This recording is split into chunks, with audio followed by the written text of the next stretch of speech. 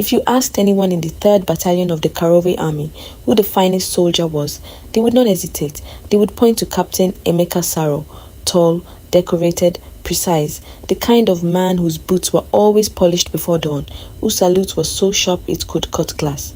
Emeka had 17 commendations, a chest full of medals, and a smile that made senior officers feel respected and junior officers feel inspired. He was the army's favorite son, the living portrait of what a soldier should be. But if you asked who the most troublesome soldier in the battalion was, the one who argued with commanding officers, who questioned orders in open briefings, who once told a colonel that his battle strategy was a roadmap to a graveyard, every finger would point to Sergeant Dayo Oke. Dayo was not weak. Nobody called him weak. He was built like a man who had been assembled specifically for war, broad, relentless, with hands that had pulled 3 men out of burning vehicles and eyes that seemed to read a room before he entered it. But his mouth was a problem. He had no filter between what he observed and what he said. He did not soften things for rank. He did not dress a bad idea in respectful language. He said what he saw, when he saw it, and let the consequences follow. The officers called him insubordinate. His fellow soldiers called him a liability. His commanding officer, the great General Balogun Aide, the tiger of the Northern Front, the man with 40 years of service and a wall of honors, had once looked Dayo in the eye during a disciplinary hearing and said, "Soldier, the army does not need men who think, it needs men who obey." Dayo had looked straight back and said, "Sir, that is exactly how armies lose wars." He was demoted that afternoon. Nobody defended him, not even his closest friends, because in the Karove army, you did not cross General Balogun Ade. The war against the Vicari coalition had dragged on for 3 years. The northern territory of Solen, a stretch of land rich with water routes and defensive high ground, had become the most contested piece of earth in the entire conflict. Whoever held Solen controlled the supply lines. Whoever controlled the supply lines controlled the war. General Balogun had held Solen for 2 years. He was celebrated for it. His face was on government broadcasts. His name was taught in military academies. He was the man standing between the nation and collapse, and he wore that reputation like a second uniform. When the High Command announced that a decorated officer would be selected to lead the critical escort mission, the transport of classified territorial maps to the War Council in the capital, the entire battalion assumed it would be Captain Emeka. It was the most prestigious assignment of the year. Whoever completed it successfully would be fast-tracked for promotion. The whole camp watched, expecting the obvious. What nobody expected was the morning General Balogun called Dayo Oke into his private quarters, alone. The summons spread through the barracks like fire through dry grass. Soldiers whispered, "Why Dayo? What had he done now? Was he finally being discharged? Court-martialed?" Some men quietly took bets on how long the meeting would last before Dayo said something that ended his career for good. Captain Emeka said nothing, but those closest to him saw his jaw tighten when the news reached him. He had been passed over before he was even considered, and by a man the entire camp called a problem. Nobody knew what was said inside that room. Dayo came out 20 minutes later, his face unreadable. He told no one what the general had said. He simply returned to his bunk, sat down, and stared at the wall for a long time. What nobody saw was the document the general had slid across the table, and what nobody heard were the words that accompanied it. But something had shifted behind Dayo's eyes, something that looked less like honor and more like dread. 2 days later, General Balogun announced it before the full battalion at morning assembly. "Sergeant Dayo Oke will serve as my personal escort for the territorial briefing in the capital." The silence was the loudest thing Dayo had ever heard. Then the murmuring started. Then the open disbelief. Captain Emeka stood in the front row, every muscle in his decorated body perfectly still. A junior officer actually laughed before catching himself. The battalion commander leaned toward his aide and whispered something that made both men shake their heads. One of the senior sergeants stepped forward. "General, with respect, Sergeant Oke has 3 active disciplinary notations. There are 14 officers more qualified." "I did not ask for qualifications," General Balogun said, his voice cutting the air like a blade. "I asked for a specific man." Dismissed. After assembly, soldiers crowded around Emeka. He was gracious about and is gracious when he is swallowing something bitter. "The general has his reasons," Emeka said, smiling. "We serve where we are placed. Everyone called him noble. Everyone called him the better man. That evening, Dio sat alone at the edge of the camp perimeter, sharpening his knife with long, slow strokes. A younger soldier named Tunde sat beside him. "Why you?" Tunde asked. "Of all people, why did he choose you?" Dio looked at the blade. He turned it over once. Then he said quietly, "Because he thinks I will not ask questions." Tunde frowned. "Is that not a good thing?" Dio did not answer. He kept sharpening the knife. That night, he did not sleep. Escort mission was scheduled for 3 days. On the first morning, as they loaded the convoy, Dio noticed something. The route the general had mapped went through the Oduk Pass, a narrow corridor between two ridges that any first-year military student knew was a choke point. If someone wanted to ambush a convoy, they would do it there. Dio brought it to the general's attention. "Sir, the Oduk route puts us in a single file formation for 11 kilometers.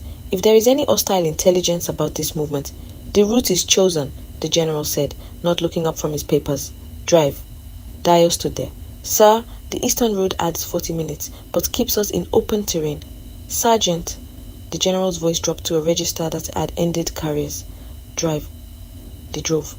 But when they reached the turn for Oduk Pass, Dio, without a word, radioed the second vehicle and redirected the convoy east. The general was furious. He threatened to have Dio stripped of rank the moment they reached the capital. The other soldiers in the convoy said nothing, uncomfortable, watching the argument through the windshields of their vehicles. 4 hours later, a reconnaissance unit reported that the Oduk Pass had been mined overnight. If the convoy had gone through, there would have been no survivors. The soldiers looked at Dio differently after that, not with warmth exactly, more with the uneasy respect you give a man who has just been proven right in a way that makes everyone else look foolish. The general said nothing, not a word of acknowledgement. His silence was heavy and strange. That evening at the rest camp, Dio was cleaning his weapon when he overheard the general on a field radio. He caught 3 words before the general noticed him and ended the transmission. 3 words, a name and a number. The name was Vicari. The number was a coordinate. Dio set his weapon down very slowly. His hands were steady. His mind was not. By the time they reached the capital, Dio had not slept in 40 hours.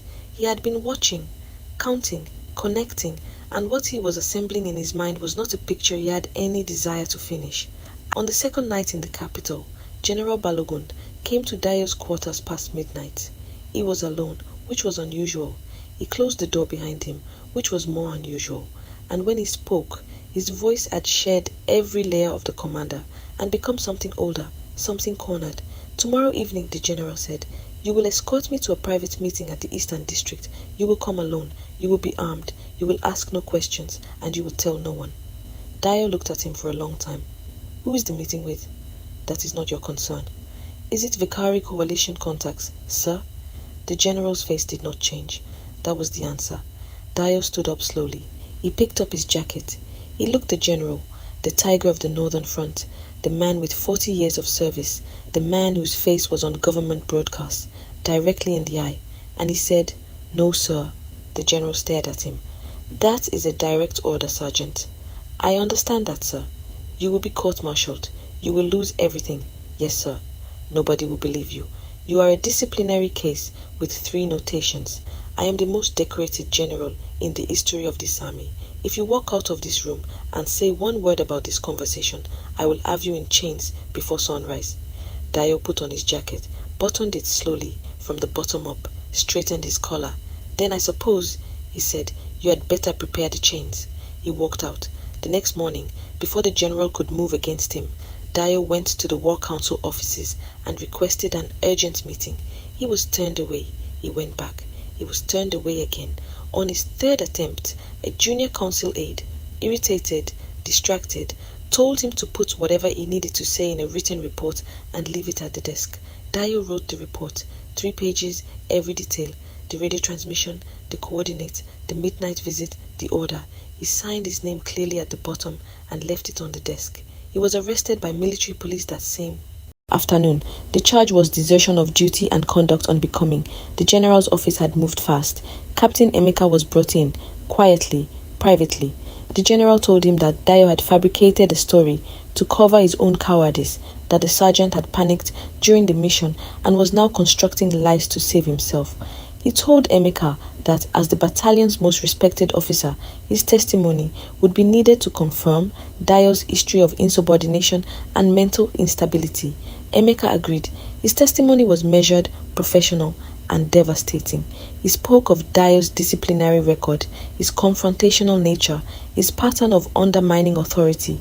He said nothing false. Technically, he simply arranged the truth in the shape of a knife and handed it to the prosecution. Dayo was convicted in a closed military tribunal, dishonorably discharged, stripped of rank, medals, and pension.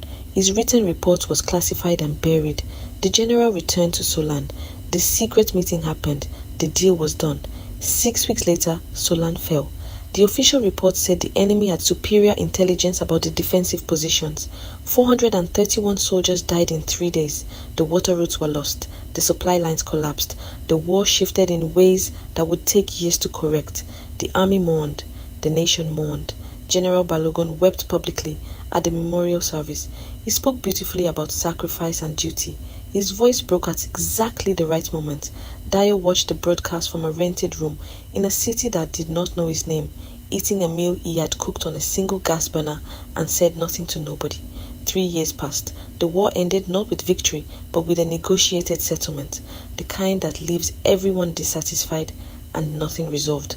As part of the peace process, a joint documentation commission was formed to audit the conduct of both sides during the conflict. They found the documents in a seized Vicary command post in the Eastern District, 47 pages, detailed, dated, signed.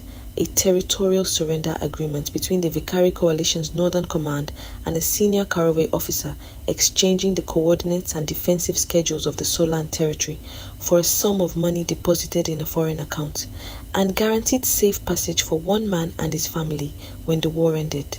The senior Karowe officer's name was on page 1, page 23, and page 47, General Balogun Ade.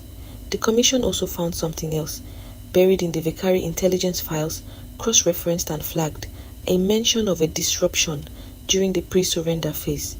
A soldier who had been removed before he could interfere. A written report obtained through a source inside the War Council that had been passed to Vicary intelligence as proof that the internal threat had been neutralized. Dayo's 3-page report with his name at the bottom, filed by the General's office as evidence that the leak had been contained. The document that was supposed to bury him was the document that proved he had been right. The commission went public. The military went into crisis. The government ordered a full investigation.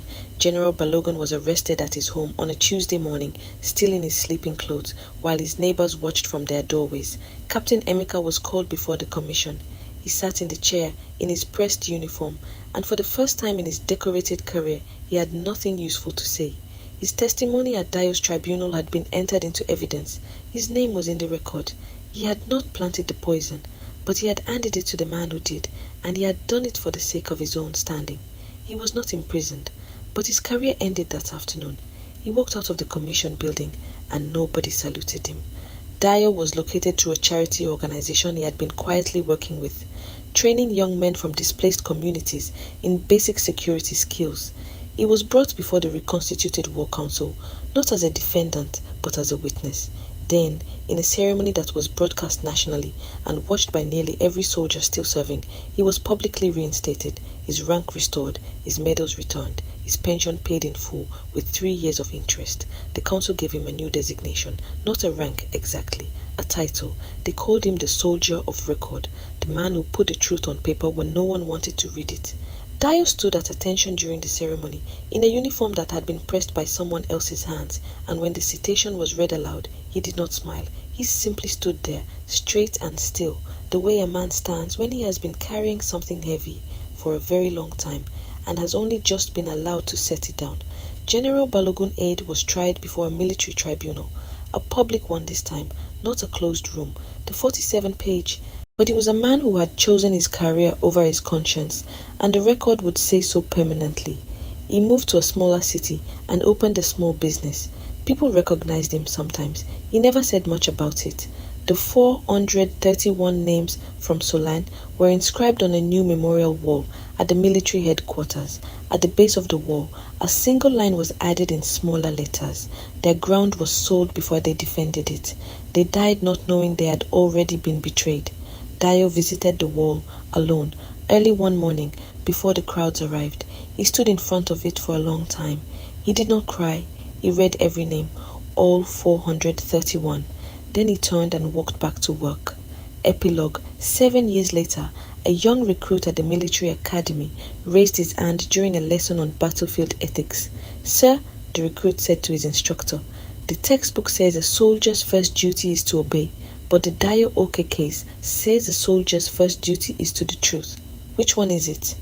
The instructor, a man who had served under Dio briefly, long ago, set down his notes and looked at the class for a moment. "Those are not two different duties," he said. "They are the same duty. Obedience is how you serve your commander. Truth is how you serve your country. When a man gives you an order that asks you to choose between them, that is not a test of your loyalty. That is a test of your conscience." The recruit wrote it down. Outside on the academy's central courtyard, the new flagpole had a small plaque at its base. It had been installed quietly, without ceremony, on the recommendation of the War Council. It read, "In memory of the 431 soldiers of Solane, and in honor of the one man who tried to save them. A soldier's rank is given by his commander. His honor is given by his choices. Dedicated to Sergeant Dio Oke, soldier of record." And that is the truth that took 3 years, 431 deaths, and 47 pages to prove. That sometimes the most dangerous man in any army is not the enemy across the field. It is the decorated hero standing behind you, smiling, with a deal already signed. And sometimes the only person who sees it coming is the one nobody wanted to listen to. The difficult soldier did not save the war, but he was the only one who tried to.